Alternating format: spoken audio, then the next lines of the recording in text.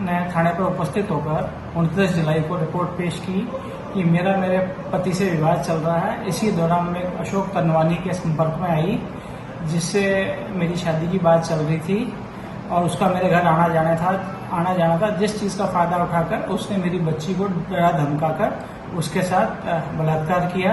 वह मेरे साथ भी जोर जबरदस्ती बलात्कार किया, जिस पर थाना पर प्रकरण दर्ज किया गया है। पीड़िता व उसकी बच्ची का मेडिकल कराया गया है। आगे अनुसंधान जारी है। ये क्या कह रही है, किस तरीके से उससे संपर्क में आई थी?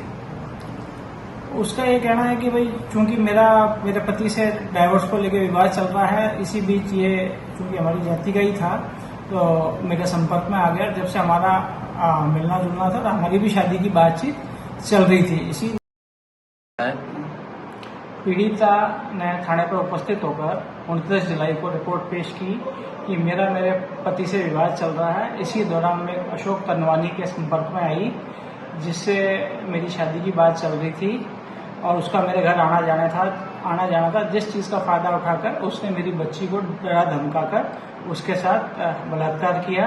वह मेरे साथ भी जोर जबरदस्ती बलात्कार किया, जिस पर थाना पर प्रकरण दर्ज किया गया है। पीड़िता व उसकी बच्ची का मेडिकल कराया गया है। आगे अनुसंधान जारी है। ये क्या कह रही है, किस तरीके से उससे संपर्क में आई थी?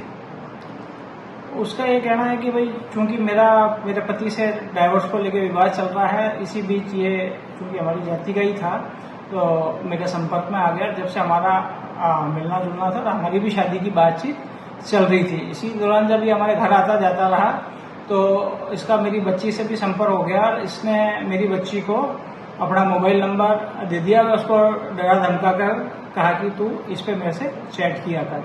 और जब भी वो घर आता और अगर मैं वहाँ नहीं होती तो उस चीज़ का उसको डरा धमका कर उसके साथ इसने गलत काम किया।